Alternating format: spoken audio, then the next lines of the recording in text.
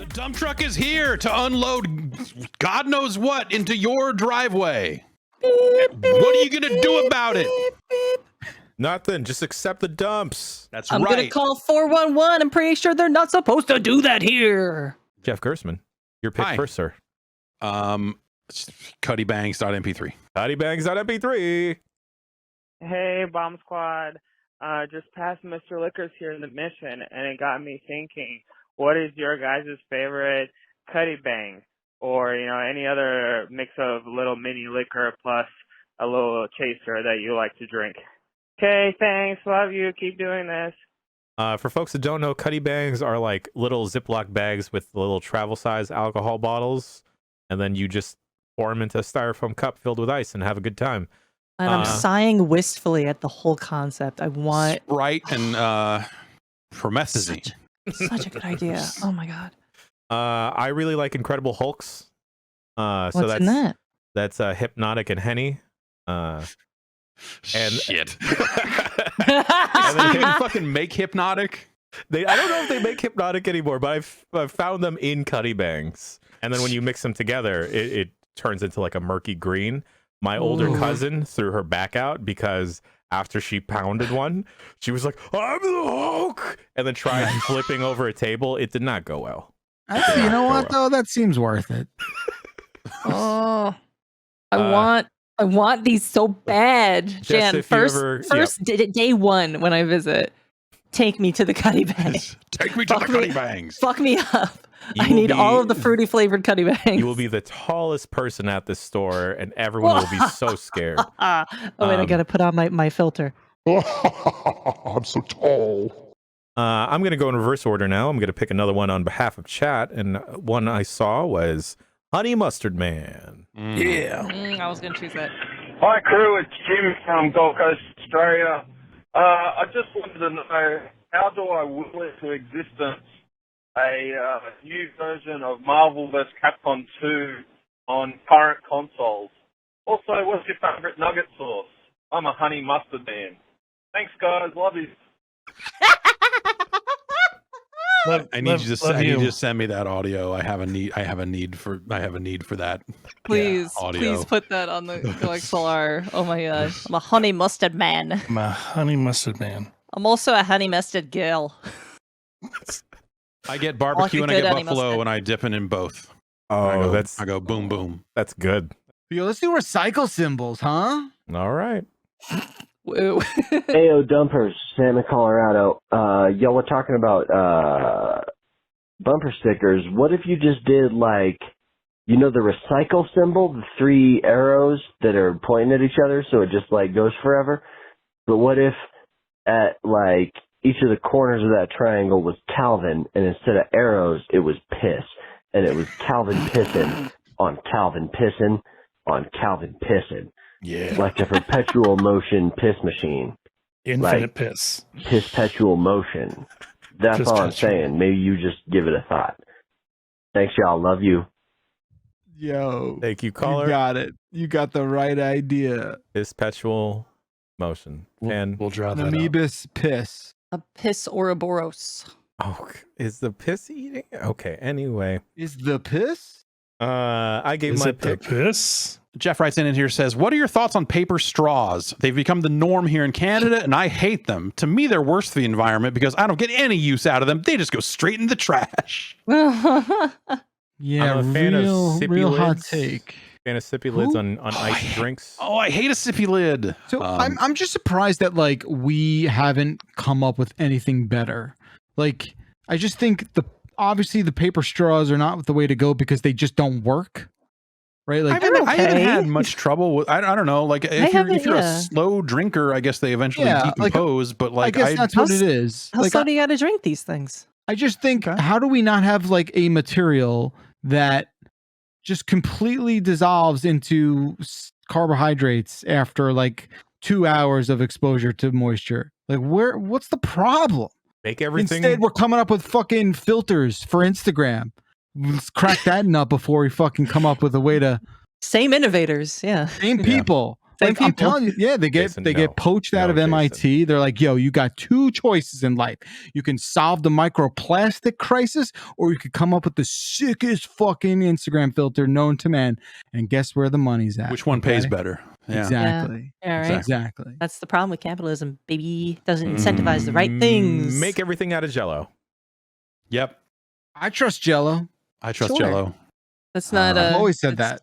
Jess, I see the bait and I'm taking it. Suppress Staten Island. this, I wish I had a fun animation for it, but I want to say this is my voicemail of the week. This is one of my favorites. Yay. Ding dong. Voicemail of the week. Damn, son, where'd you find this? Hey there, this is regards to Jess mentioning she had deliberately tried to suppress her Staten Island accent so as not to be sound foolish or uncultured. Well, one, fucking come at me. Come on now. Come on now. But two, girl, let that twang fucking hang. Look, y'all, roll damn tide. Thank you, caller. Yeah, takes one to know one. Okay, fine. I don't know if I would do it. describe the Staten Island accent as twangy, but I get There's- where you're coming from. There's a lot more Caller. lazy tongue stuff happening though, like in a similar sense to like the southern twang stuff. There's a lot of like just letting your tongue just do whatever, being lazy. I just need to incorporate, let that twang fucking hang into my Yeah. daily like catchphrases. You know, Someone put that on a fucking bumper sticker. That's a bumper sticker. Ugh, God. Nice. When are we having the brainstorming stream for bumper stickers? This is getting dire. Let that twang Yeah. hang. No, it has to be fucking hang. So you Fucking Fucking Nice. hang. I'm gonna go with social dilemma for a sound bitten man. sound bitten.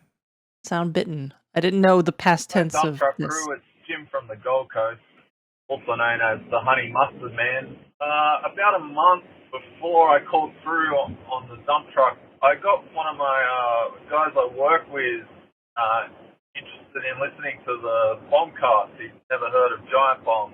And now, every time you guys use that soundbite, I'm always like, hey, do you listen to the newest bombcast? And he's always like, yeah. And he doesn't say anything else about it. So I don't think he can recognize that it's my voice. And my question is, should I just leave it how it is, or should I try and drop some hints, or ever wait and see if he ever works out that it's actually me? Love to hear what you guys think the strategy I should take with it. Thanks, guys. Thank you, caller. Just start Well, now he knows. saying more casually, like introduce sauce into the conversation more. Yeah. Like ask them, like, oh, friend, like you like barbecue. Me myself, I'm a honey mustard man. I'm a Honey Mustard Man. Exactly. Yeah. I mean, my theory is that his coworker politely is pretending he's listening to the thing that was Yeah. recommended he listened to. Oh. That's my head That's my canon guess. for what's Yeah. happening. Yeah. You just go, oh yeah, listen to it. It's good. Real good. Oh, great, sure. I'll do that. Oh no, I didn't even think about that. Which means we can shit talk about that guy for being dumb for Fuck not that guy. listening. Yeah. That guy, not cool.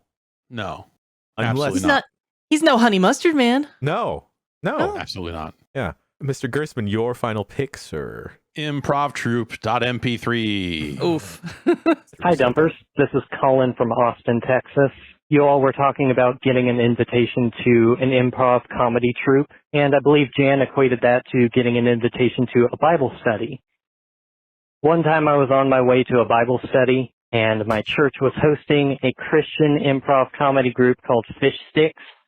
And on my way to that Bible study, I had to endure several seconds of that in passing. So, Jan, thank you for being able to identify with that traumatic event from my past. I appreciate it. Love y'all. Have a good one.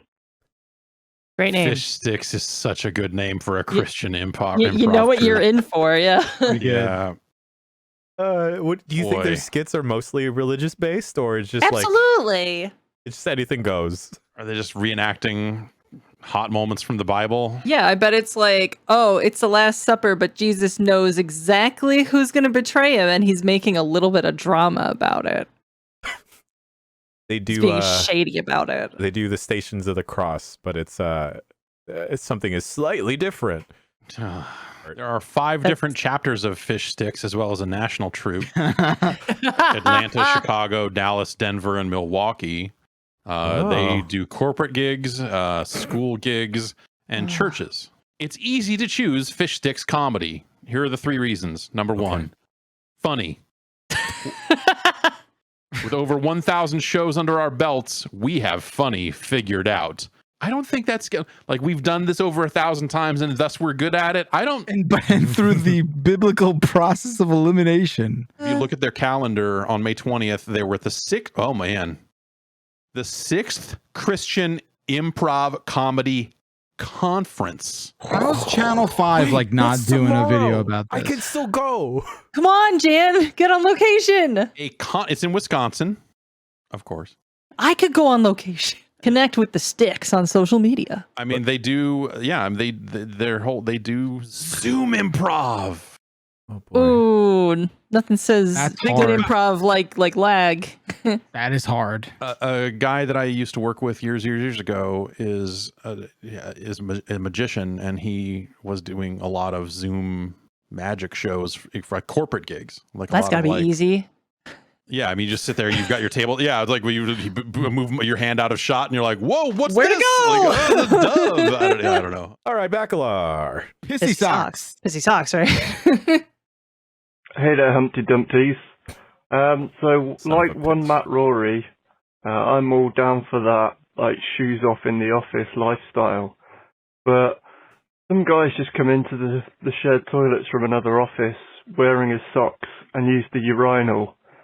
That's pretty nasty, isn't it? He's gonna have, like, pissy socks for the rest of the day. That's not good, is it? I'm not wrong, am I? Alright, catch you later, dumpers. Thank you, caller. The area underneath a urinal, the floor directly underneath a urinal, is Horrific. like the worst floor ever. Like there are so many other places that I would chance wearing nothing but socks around. Not even the sink. You know what? Not even the sink. Without a doubt, I'm not entering that room with just socks on, like some sort of actual psychopath. I mean, but that area in particular is just so foul. It just makes me wonder, does he not realize that's really, really, really, really gross? Has he never cleaned a urinal before? Doesn't matter. Like Anything? anyone who's been there before gets that's a peep at the crazy. floor. They know they know the status. They know Process the it. reputation. I think They it's know the the problem reputation. with not wearing your shoes at work is you forget that that's a thing that you should do in some situations, and you're just like, maybe he was in the bathroom and then realized like, oh, I'm in it now. Fuck. I would just love like yeah. my man getting out of there, looking down, and be like, "Oh no, I got them pissy socks now. Got my You know, pissy like, socks. Oh, that's a shame, isn't it? Oh, it's a shame. Socks all pissy now. Can't wear these home. You think they were white socks? Not anymore. They're gold toes now, baby. Oh boy. And with that, I'll take my leave. Bye.